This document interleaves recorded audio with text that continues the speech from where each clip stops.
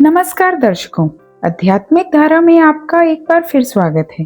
दीपावली के बाद आने वाली भाई दूज के बारे में तो हम सभी जानते हैं, लेकिन क्या आप जानते हैं कि चैत्र महीने में भी भाई और बहन के अटूट प्रेम का पर्व भाई दूज मनाया जाता है। होली के समापन और चैत्र नवरात्रि के पवित्र दिनों के बीच आने वाली यह भ्रातृ द्वितीया आध्यात्मिक और धार्मिक दृष्टि से अत्यंत महत्वपूर्ण है। आज के इस वीडियो में हम जानेंगे चैत्र भाई दूज का शुभ मुहूर्त, इसकी पौराणिक कथा और वो विधि जिससे भाई के जीवन के सारे कष्ट दूर हो जाते हैं।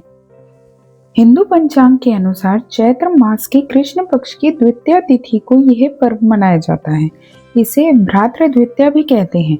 शास्त्रों के अनुसार इस दिन जो भाई अपनी बहन के घर जाकर भोजन करता है और उससे तिलक करवाता है, उसे अकाल मृत्यु का भय नहीं रहता। यह पर्व विशेष रूप से रिश्तों में आई कड़वाहट को दूर करने और प्रेम को पुनः स्थापित करने का अवसर होता है। इस पर्व की जड़ें भगवान सूर्य के पुत्र यमराज और उनकी बहन यमुना की कथा में छिपी है। कथा की शुरुआत होती है भगवान सूर्य नारायण और उनकी पत्नी संज्ञा से। पौराणिक मान्यताओं के अनुसार यमराज और यमुना जुड़वा भाई बहन थे। जहां यमराज को धर्मराज का पद मिला, जिनका कार्य प्राणियों के कर्मों का लेखा जोखा रखना और मृत्यु के पश्चात उन्हें दंड या न्याय देना था, वहीं यमुना जी ममतामयी और निर्मल जल के रूप में पृथ्वी पर प्रवाहित हुई। बचपन से ही दोनों के बीच अगाध प्रेम था, लेकिन जैसे जैसे समय बीता, यमराज अपने उत्तरदायित्वों में इतने व्यस्त हो गए कि उन्हें अपनी बहन की याद तो आती थी, पर वे उनसे मिलने का समय नहीं निकाल पाते थे। यमुना जी गोलोक या पृथ्वी लोक के विश्राम घाट पर निवास करती थी। वे हर साल विशेष तिथियों पर अपने भाई को याद करती और उन्हें अपने घर भोजन के लिए निमंत्रण भेजती थी। वे सोचती थी, मेरे भाई यमराज सबके प्राणों की रक्षा और न्याय के चक्र में इतने उलझे हैं कि उन्हें स्वयं के विश्राम का भी समय नहीं मिलता। क्या वे कभी अपनी इस बहन के हाथ का भोजन ग्रहण करेंगे? वर्षों बीत गए।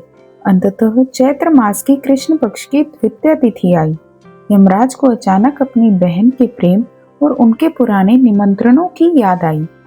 उन्होंने सोचा कि संसार तो अपने कर्मों में उलझा ही रहेगा, आज मुझे अपनी बहन की इच्छा पूरी करनी है। जब यमराज अचानक यमुना जी के द्वार पर पहुंचे तो यमुना जी की प्रसन्नता का ठिकाना ना रहा।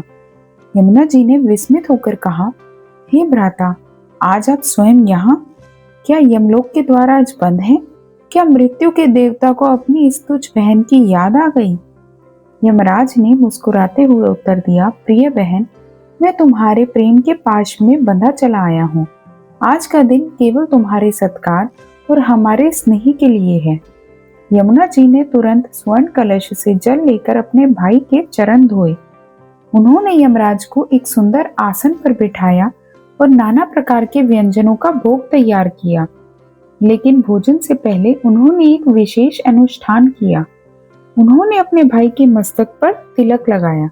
ये तिलक केवल कुमकुम का निशान नहीं था, बल्कि एक बहन की अपने भाई के लिए की गई प्रार्थना का कवच था। उन्होंने यमराज की लंबी आयु और उनके कार्यों में न्याय की शक्ति बनी रहे, इसके लिए मंगल आरती की। भोजन के पश्चात यमराज अपनी बहन के निस्वार्थ प्रेम से इतने अभिभूत हुए कि उन्होंने कहा, यमुने, मैं यमराज हूँ जो केवल लेना जानता है, देना नहीं। लेकिन आज तुम्हारे प्रेम ने मुझे इतना विवश कर दिया है, मांग लो जो तुम मांगना चाहती हो। यमुना जी बहुत चतुर और दयालु थी। उन्होंने अपने लिए कुछ नहीं मांगा, बल्कि संपूर्ण मानव जाति के लिए एक वरदान मांगा। हे भ्राता, यदि आप मुझ पर प्रसन्न हैं तो वरदान दीजिए कि आज के दिन जो भी भाई अपनी बहन के घर जाएगा, उसके हाथ का बना भोजन ग्रहण करेगा और उससे तिलक करवाएगा, उसे अकाल मृत्यु का भय न रहे, उसे यमलोक की यातनाएं ना सहनी पड़े और आप उसे अपने दूतों के भय से मुक्त रखें। यमराज कुछ क्षण के लिए ठिठक गए। ये एक बहुत बड़ा वरदान था, लेकिन उन्होंने तथास्तु कहकर इसे स्वीकार किया। उन्होंने घोषणा की कि जो भाई इस परंपरा का पालन करेगा, उसे सुख समृद्धि मिलेगी और उसकी आयु लंबी होगी। ये कथा केवल एक पौराणिक कहानी नहीं है, बल्कि इसके पीछे गहरे मनोवैज्ञानिक और सामाजिक कारण भी हैं। जैसे प्रकृति चैत्र मास में नए कोपलों के साथ पुनर्जीवित होती है, वैसे ही यह पर्व भाई बहन के रिश्ते को नई ऊर्जा देता है। यमराज भय के देवता हैं। जब एक भाई अपनी बहन के पास जाता है, तो वह प्रेम के कारण भय मुक्त हो जाता है। यमुना जी का त्याग और यमराज का न्याय प्रिय होना ये सिखाता है कि कर्तव्य और प्रेम के बीच संतुलन कैसे बनाया जाए। जय यमुना मैया।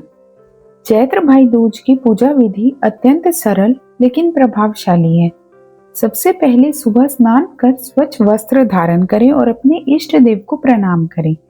बहनें अपने भाई के लिए पिसे हुए चावल से चौक पूरे। भाई को काट के पीढ़े पर बिठाएं और उसका मुख उत्तर या उत्तर पूर्व दिशा में हो। भाई के माथे पर कुमकुम और अक्षत का तिलक लगाएं। भाई की हथेली में सिंदूर, सूखे नारियल का गोला और फूल रखकर उनका हाथ कलावे से बांधें। अंत में भाई की आरती उतारें और उन्हें भोजन कराएं।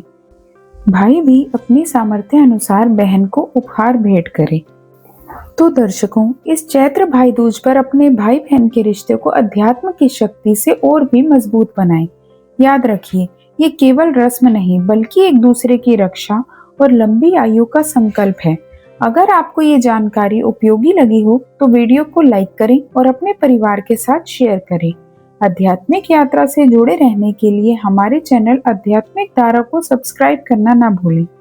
कमेंट में जय यमुना मैया जरूर लिखें। मिलते हैं अगले वीडियो में, तब तक के लिए धन्यवाद।